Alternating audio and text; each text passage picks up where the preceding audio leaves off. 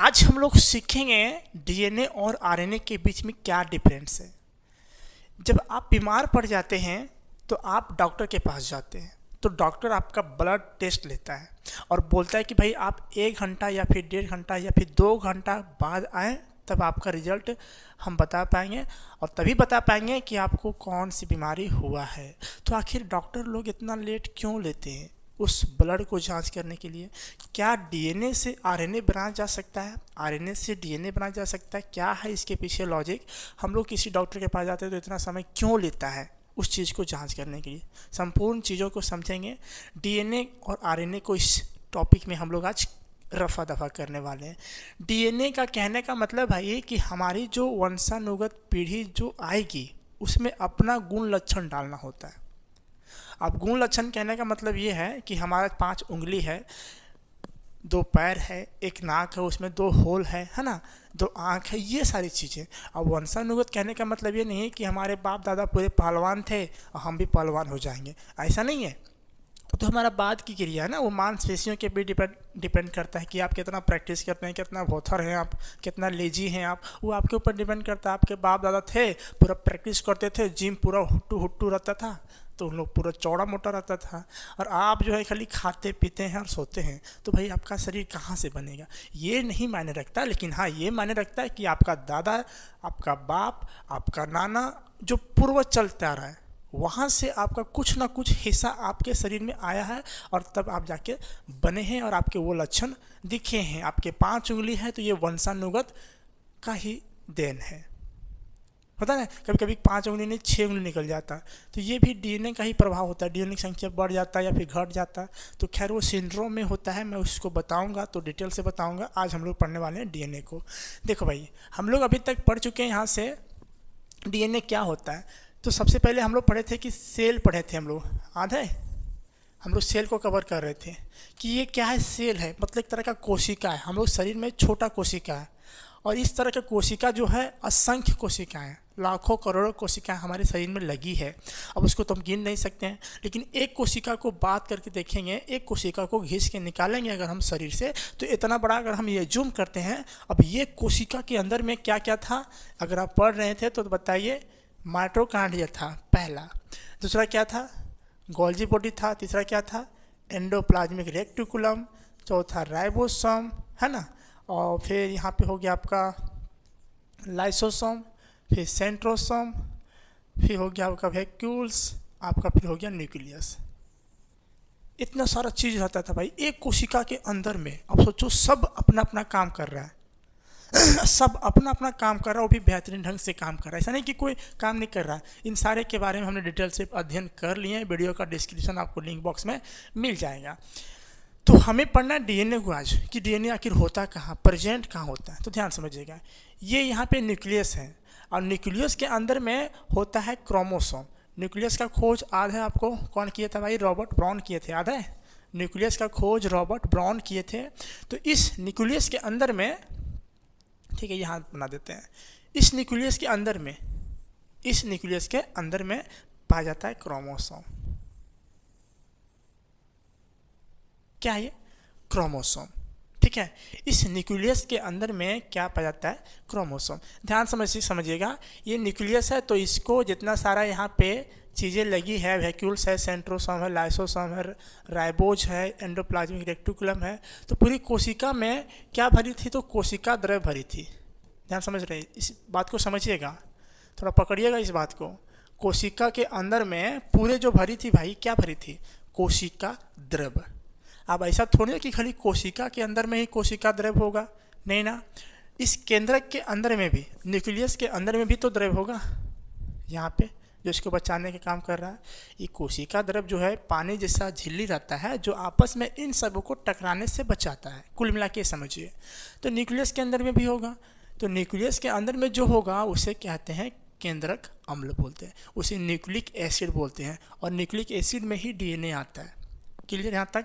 ठीक है, मैं बता रहा हूँ उसको भी। अभी हम समझते हैं फिलहाल यहाँ से कि इस न्यूक्लियस के अंदर में क्या है भाई? क्रोमोसोम है। क्रोमोसोम का खोज जो किए थे वाल्डेयर साहब ने किए थे, ठीक है।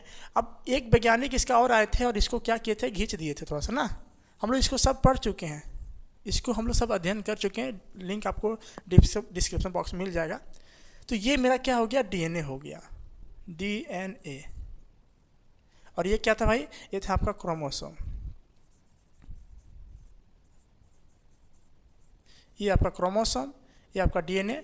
और इसको एक और वैज्ञानिक आए थे, उसको और ही खींच दिए, जिसका नाम क्या पड़ गया, तो जीन पड़ गया। क्या पड़ गया, जीन। तो इस डीएनए जो है, डीएनए का खोज अगर बोलेगा तो कार्ल्सबर्ग ने किया था, कार्ल्सबर्ग ने किया था डीएनए की खोज। अगर बात करें कि डीएनए का जो खोज हुआ भाई किस वैज्ञानिक ने किए, तो आपका नाम बताना है कार्ल्सबर्ग। क्या बताना है, कार्ल्सबर्ग। लेकिन इसका डिजाइन बताया जो कि इस तरह घुरल स्प्रिंग जैसन होगा, इसका डिजाइन जो तय किए थे उसका नाम था Watson and Crick, Watson and Crick. इसका जीन का जो खोज करते थे वो जोहानसन थे, जोहानसन याद रहेगा। क्रोमोसोम का वाल्डेयर साहब, ठीक है। और डीएनए का आपका हो गया कौन, कार्ल्सबर्ग हो गया। लेकिन हालांकि इसका डिजाइन क्वेश्चन पूछता है भाई, दो तरह का क्वेश्चन पूछेगा यहाँ पे कि डीएनए का खोज किसने किया था और डीएनए का डिजाइन कौन प्रस्तुत किया था। तो दोनों क्वेश्चन का अलग अलग आंसर होगा। डीएनए की खोज की बात करें तो कार्ल्सबर्ग द्वारा किया गया था, लेकिन डीएनए का जो डिजाइन तैयार किया गया था वो वाटसन एंड क्रिक के द्वारा किया गया था, वाटसन एंड क्रिक के द्वारा किया गया। क्लियर यहाँ तक। लेकिन आगे और ही तीरेंगे तो इसके अंदर क्या रहता है, जीन। जीन का खोज भाई जोहानसन किए थे। कौन किए थे, जोहानसन। और इसी जीन के अंदर में हम लोग का सारा इंफॉर्मेशन रहता है कि हम लोग का दांत कहाँ से निकलना है, हम लोग का उंगली कहाँ से निकलना, हमारा पैर कहाँ से निकलना, हमारा पेट कहाँ से निकलना, जितना सारा इंफॉर्मेशन होता है सब यहीं पे होता है। ये भी इंफॉर्मेशन होता है कि हमारा बाल कहाँ निकलना होता है। ऐसा नहीं कि माथा की जगह छाती पे बाल निकल जाए, इधर बाल निकल जाए तो ऐसे ऐसे सोट लेंगे, ऐसे ऐसे, क्या ऐसा नहीं है। लेकिन ये सारा जो इंफॉर्मेशन होता है भाई इसी जीन के पास होता है। कुल मिला के समझ गए। तो हम लोग पढ़ना किसको, डीएनए को। डीएनए हमारे वंशानुगत चीज़ों को एक पीढ़ी से दूसरे पीढ़ी में पहुंचाने का काम करता है, डीएनए। क्लियर, यहाँ तक समझ में आया, ठीक है। अब इस डीएनए को हम लोग यहाँ पे लिख रखें कि किस किस भाग में ये बंटता है, ठीक है। देखो भाई डीएनए और आरएनए ये समझ में आ गया, ठीक है। अब ध्यान समझिएगा, इस न्यूक्लियस के अंदर में एक न्यूक्लिक एसिड पाया जाता है, न्यूक्लिक एसिड याद रहेगा, न्यूक्लिक एसिड। देखो डीएनए के अंदर में क्या पाया जाता है, तो न्यूक्लिक एसिड, न्यूक्लिक एसिड, ठीक है। इस डीएनए के अंदर में एक अम्ल पाया जाता है जिसका नाम है न्यूक्लिक एसिड। अब ये न्यूक्लिक एसिड जो भाई दो भागों में बढ़ता है, दो भागों में बढ़ता है। एक पहला डीएनए, एक है आरएनए, डीएनए और आरएनए। डीएनए जो होता है डबल हेलिक्स होता है, मतलब ये वाला होता है, ठीक है। ये डीएनए का फिगर है, डबल स्टैंडर्ड होता है ये।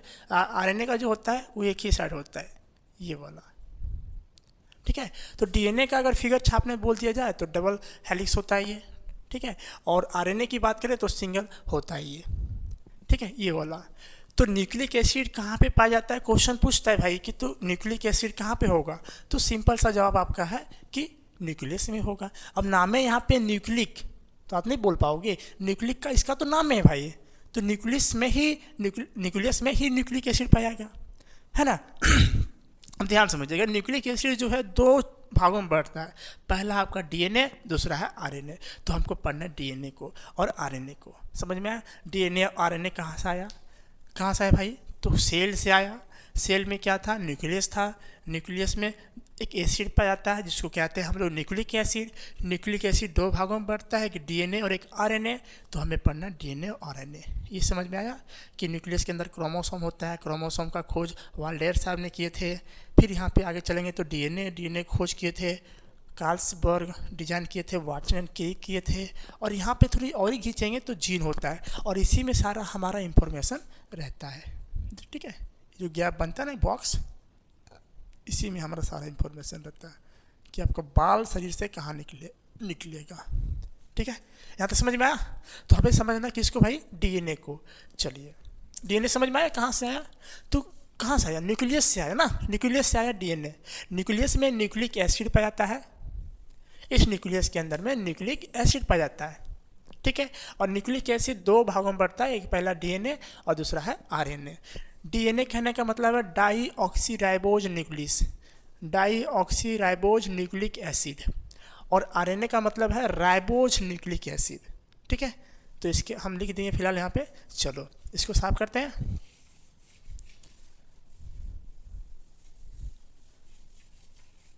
चलिए अब ध्यान समझिएगा डीएनए को, कि डीएनए आखिर होती क्या है। तो डीएनए भाई एक चैन की तरह होता है। डीएनए क्या होता है भाई, एक चैन की तरह होता है, ऐसे ऐसे देख रहे हैं। ये क्या है, डीएनए है, एक पॉलीन्यूक्लियोटाइड है। मतलब सिंपल बोल सकते हैं डीएनए एक नहीं है, एक के जैसा ये करोड़ों है, हजारों है, लाखों है, एक ही के जैसा। तो इसको बोलते हैं पॉली, क्या बोलते हैं, पॉली हुआ। जिसे हम बता दें पॉलीनियल, और होता है मोनोमियल। मोनोमियल कहने का मतलब होता है जिसमें एकाधिकार होता है, जिसमें केवल एक होता है। इकोनॉमिक्स पढ़े होंगे आप लोग, तो उसमें मोनोपोली का मतलब होता है एकाधिकार, मतलब जिसमें एक व्यक्ति का पूरे मार्केट पर अधिकार हो। क्या बोलते सकते इसको, पॉलीमोनियल। पॉलीमोनियल के कहने का मतलब जिसमें सभी का अधिकार हो, एक बाजार होता है उसमें सब अपने अपने बैठे रहते हैं। तो पॉली कहने का मतलब है कि एक संगठन है, एक संरचना है, और ये संरचना बहुत जटिल होता है, बहुत कॉम्प्लेक्स होता है ये जटिल, ठीक है। तो ये एक संरचना के रूप में कार्य करता है पॉलीन्यूक्लियोटाइड। कौन बैठता है भाई, डीएनए। डीएनए जो होता है एक पॉलीन्यूक्लियोटाइड में, इसका नाम भी बोल सकते हैं क्योंकि ये बहुत से चीज़ों को मिलकर आपस में निर्माण होता है। डीएनए एक जैसा नहीं रहता है, वही डीएनए टूट टूट के चेन की तरह बन जाता है, और उसी चेन को हम लोग कहते हैं पॉलीन्यूक्लियोटाइड। क्लियर। अब इसको हम लोग दो भागों में बांटते हैं, ध्यान समझिएगा। इसको हम लोग दो भागों में बांटते हैं। पहला जो आपका है वो न्यूक्लियोसाइड है, न्यूक्लियोसाइड, ठीक है, और दूसरा आपका फॉस्फेट। कुल मिला के बात करें यहाँ पे कि भाई अगर आपसे कोई पूछ दें कि भाई हमें ये बता दो कि डीएनए में कौन सा एलिमेंट पाया जाता है, तो आप क्या बताओगे, फास्फोरस, ठीक है। फास्फेट उसका ही उपांतरित रूप है, लेकिन आपको बताना फास्फोरस।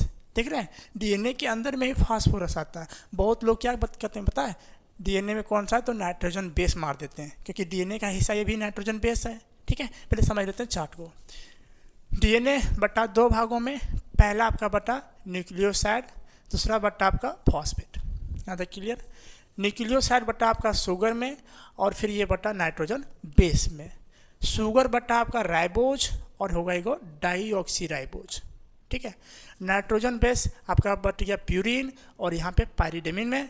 प्यूरिन जो बटा भाई आपका बटा एडेनिन और ग्वानिन में, और पायरिडेमिन जो बटा आपका वो साइटोकाइनिन और थायमिन में बटा।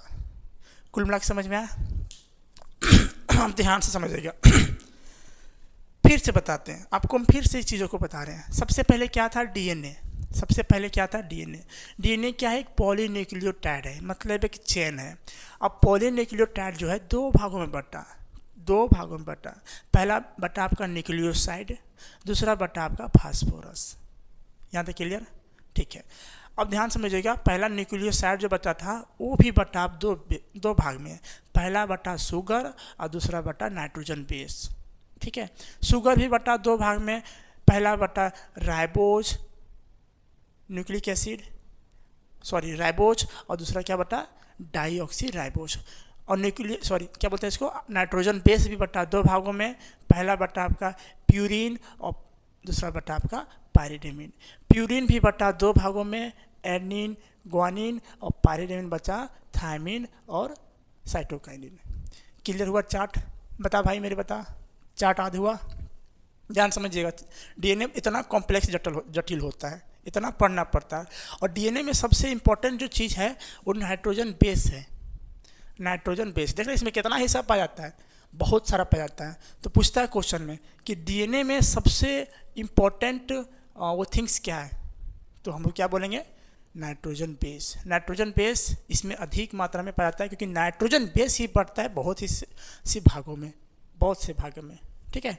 समझ में आया, बता बता बता बता। देख भाई, डीएनए बटा पॉलीन्यूक्लियोटाइड में, मेरे साथ बोल ना, तब ना आपको याद होगा।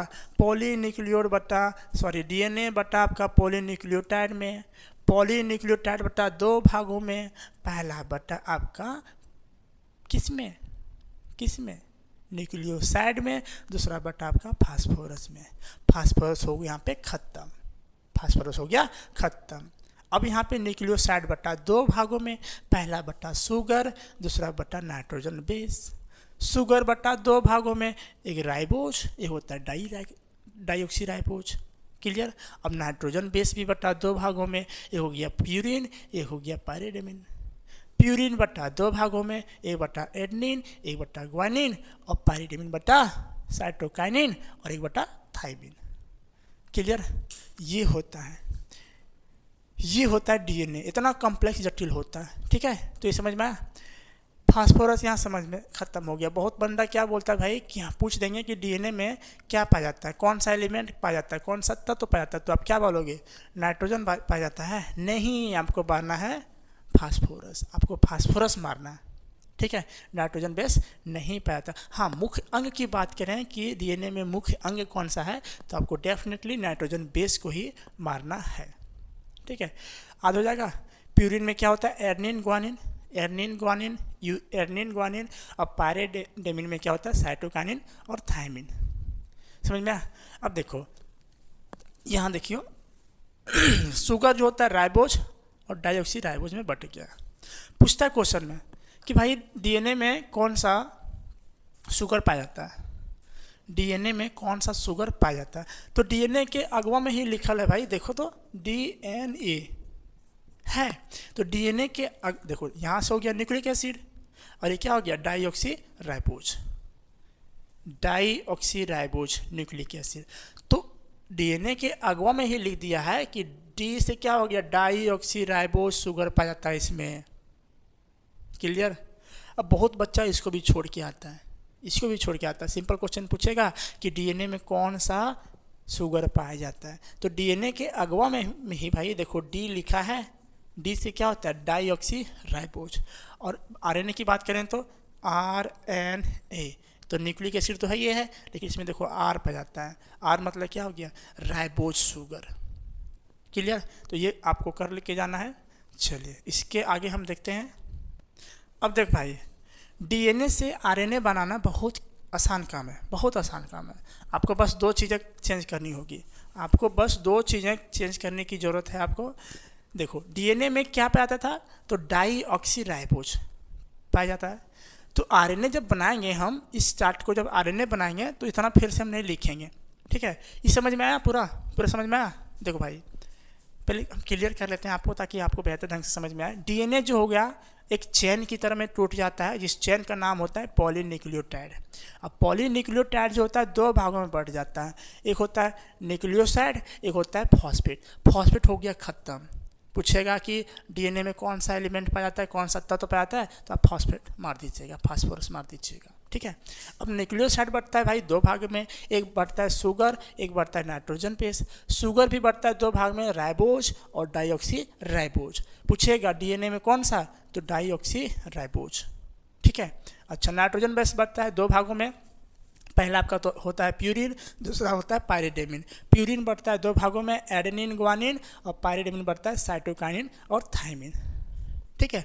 अब इसको डीएनए से जब आरएनए हम बनाएंगे, क्यों बनाएंगे, क्या इसके पीछे रीजन, तो हम बताएंगे भी हम आपको कि क्या इसके पीछे रीजन है। तो डीएनए से जब हम आरएनए बनाएंगे तो आपको 2 चीज़ करना पड़ेगा पूरा चार्ट में। क्या करना पड़ेगा, देखो डीएनए में कौन सा राइबोज पाया जाता है, डीएनए में कौन सा शुगर पाया जाता है, तो डाईऑक्सी राइबोज। तो इसको हटाना पड़ेगा पहला। क्लियर। पहला यहाँ पे हटाना पड़ेगा। और शुगर की बात करेगा तो सिंपल राइबोज न्यूक्लिक एसिड पाया जाएगा, किसमें, आरएनए में। हम इसको आरएनए बना रहे हैं। ठीक है, डीएनए नहीं। हम बाकी सब सेम रहेगा, बाकी में चेंज नहीं होगा, बाकी डिटो का डिटो रहेगा, इसमें कोई चेंज नहीं करेगा।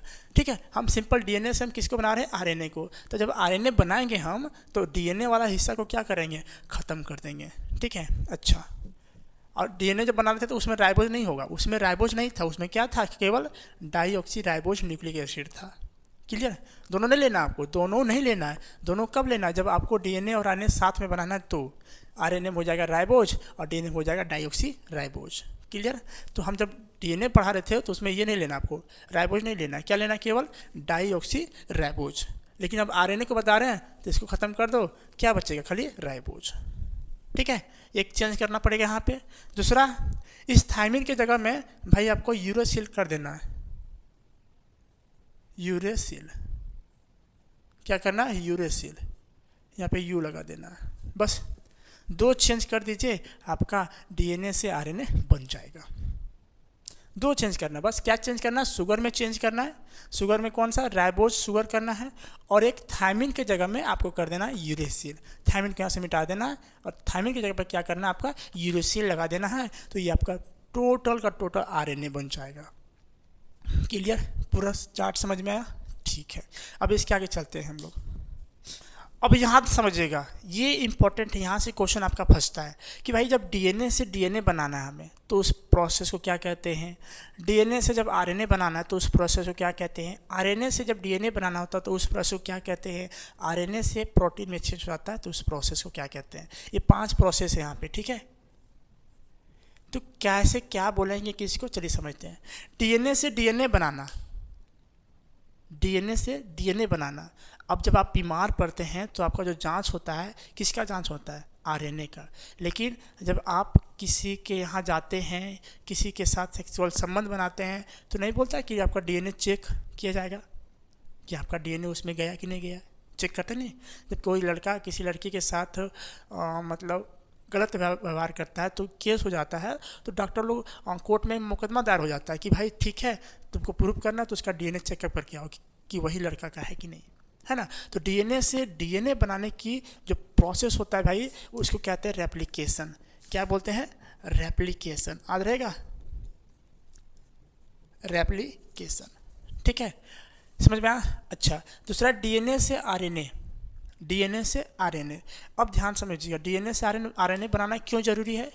देखो, हम लोग का शरीर है डीएनए बड़ा बड़ा, लेकिन जो छोटा जीव होता है, सूक्ष्म जीव होता है, वो हमको इन्फेक्शन करता है।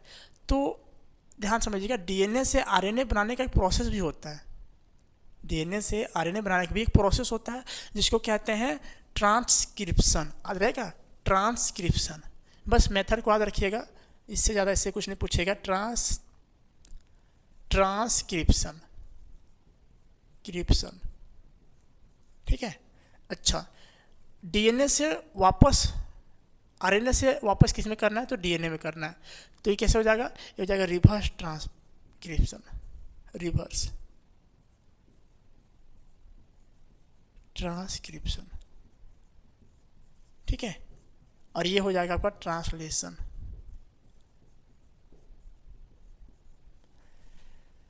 ध्यान समझिएगा, जैसे मान चलिए डीएनए है, डीएनए है तो डीएनए से डीएनए बना देना क्या कहलाता है? ये रेप्लिकेशन कहलाता है। डीएनए से डीएनए बना देना क्या कहलाता है? रेप्लिकेशन। और डीएनए से क्या बनाता है? आरएनए। देखो भाई, डीएनए से क्या बनाता है? तो आरएनए। ठीक, तो इसको कहते हैं क्या? हम लोग ट्रांसक्रिप्शन कहते हैं, ट्रांसक्रिप्शन। लेकिन वापस आरएनए से हमको बनाना है डीएनए, वापस आरएनए से बनाना है हमको डीएनए। तो इसको क्या कहते हैं? इसको कहते हैं रिवर्स ट्रांसक्रिप्शन। ठीक है, और इस आरएनए से फिर बनाना किस में हमको? तो प्रोटीन में। किस में बनाना भाई? प्रोटीन में। तो इसको कहते हैं ट्रांसलेशन।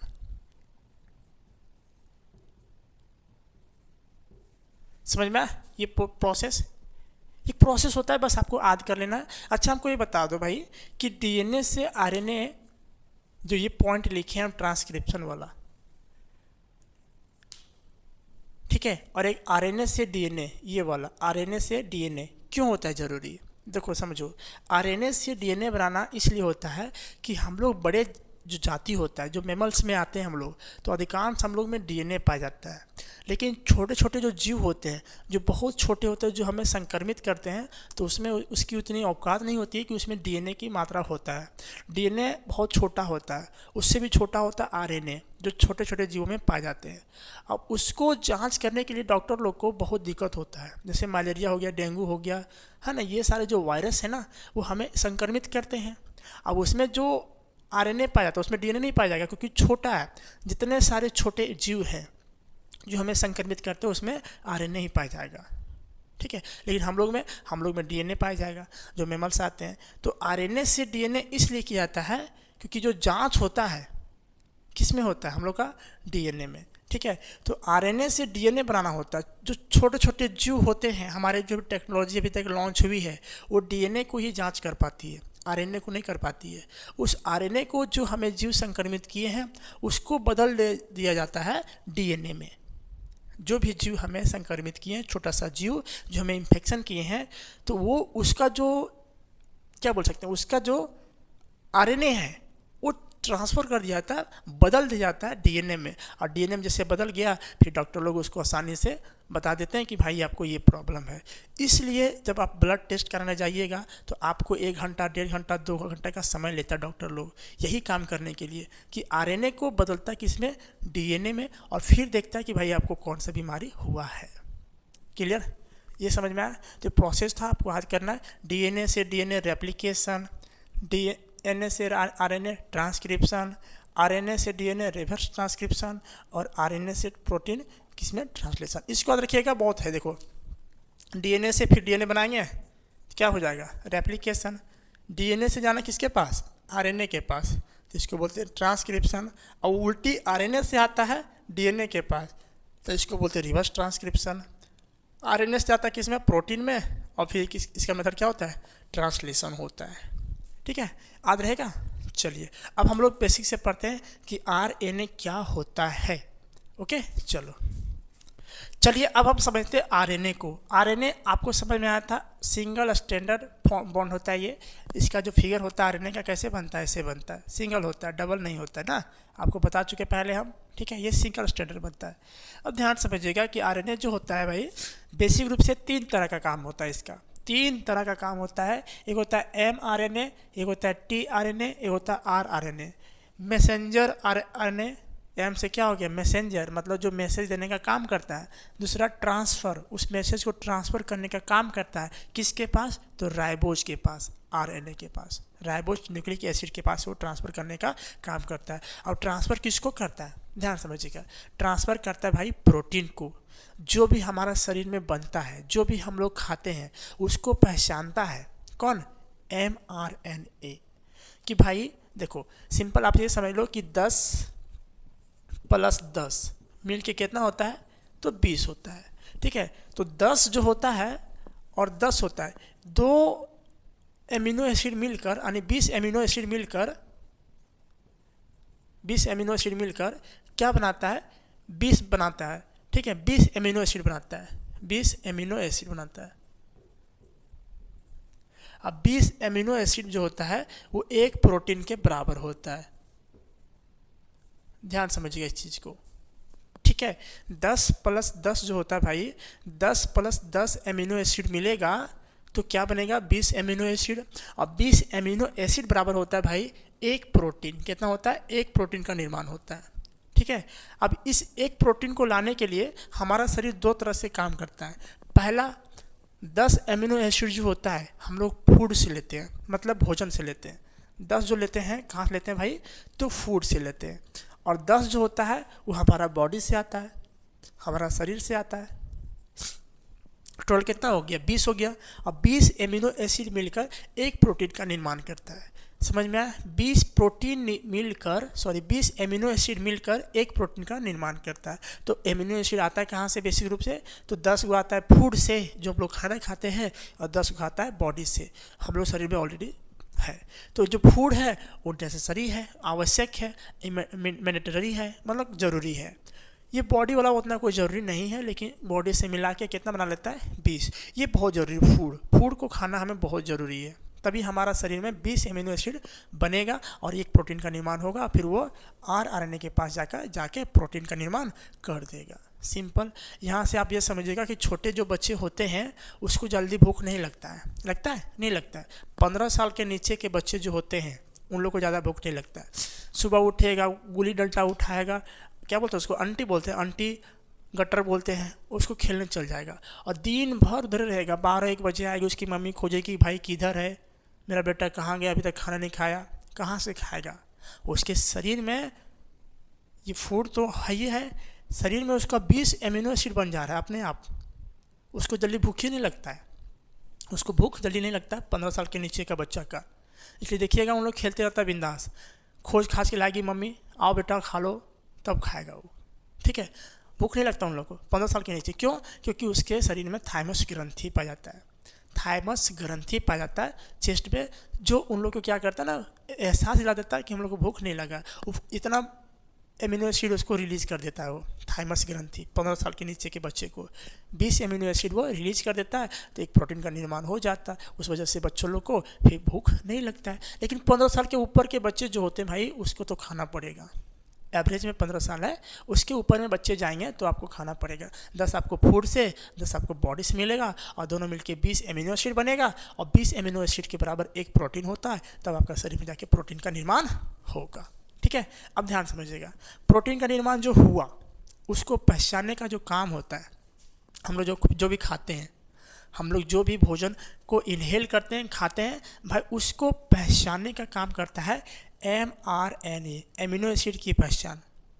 एमिनो एसिड की पहचान जो करने का काम करता है भाई mRNA करता है, मैसेंजर RNA करता है। अब उस एमिनो एसिड को पहचान करके उसको परिवहन, उसको आगे ले जाने तक, कहाँ तक, तो जहाँ पे प्रोटीन का निर्माण होता है। कहाँ पे होता है? हम शुरू में बताए थे कि प्रोटीन का निर्माण कौन करता है? राइबोसोम करता है ना। तो इस राइबोसोम के पास पहुँचाने के लिए एमिनो एसिड को कौन काम करता है? तो tRNA, ट्रांसफर RNA। tRNA कहने का मतलब कि ट्रांसफ़र करता है इसको।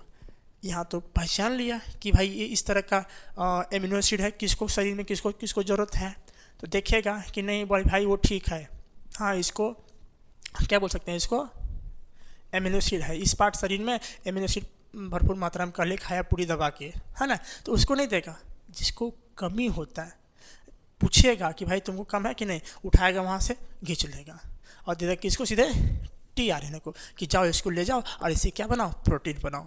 दे दो तुम RNA को, RNA को दे दो, फिर वो क्या करेगा, प्रोटीन का निर्माण कर देगा। तो सिंपल ये पकड़ने का काम करता है, आवश्यक एमिनो एसिड की पहचान करता है, उस आवश्यक एमिनो एसिड को ट्रांसफ़र करने का काम करता है rRNA तक, ट्रांसफर RNA। अब जैसे यहाँ पे बना ये rRNA जो होता है राइबोज न्यूक्लिक एसिड, वो प्रोटीन बनाने में पहले से व्यस्त होता है, तो रोकता है भाई कि रुक 2 मिनट रुक, अभी मेरे पास क्या है, ऊर्जा बनाने का है, अभी मेरे पास प्रोटीन बनाना भी बना रहे हैं हम अपने। तो जब इसके पास RNA के पास, राइबोज के पास प्रोटीन बनाने का मात्रा खत्म हो जाएगा, तब बोलेगा ओ आओ तुम स्टॉक में है ना अभी मेरा भाई। जब वो अपना राइबोज का क्या काम क्या होता है, प्रोटीन बनाना होता है। तो प्रोटीन जब बना रहा होता है वो, तो जब उसको बनाने क्रम में जब उसका प्रोटीन घट जाता है, तो इधर से जो गया है फूड और बॉडी से मिलकर 20 एमिनो एसिड यानी एक प्रोटीन, वो बोलता है आओ आओ मेरा तो घट गया, आओ तुमको शामिल कर लेते हैं। लेकिन पहले नहीं लेता है, वो बोलता है चोटा तुम बाहर रहो, भी हम अपने से बना रहे हैं, मेरा ख़त्म तो होने दो पहले। तो यहाँ पे जाके जो पहचान करता है एमिनो एसिड, यहाँ पे रुकता है थोड़ा देर। ठीक है, अब राइबोज जो होता है अपना प्रोटीन बनाने का जब प्रोसेस का ख़त्म हो जाता है, इसके पास जब घट जाता है, तो ये वाला इसको दे देता है। उसके बाद ये फिर बॉडी में हमें प्रोटीन का निर्माण कर देता है। क्लियर हुआ rRNA? तो इतना ही था भाई, इतना ही था RNA। ठीक है, इतना ही था rRNA। ठीक है, क्लियर? तो ये था मेरा संपूर्ण DNA और RNA के ऊपर में वीडियो। ये अच्छा लगा आपको, समझ में आया कुछ चीज़ें, आया ना? चलिए इसके आगे हम लोग पढ़ेंगे सिंड्रोम है शायद। ठीक है, देख लेंगे क्या है इसके आगे जो टॉपिक है, उसको हम लोग कवर करेंगे नेक्स्ट वीडियो में।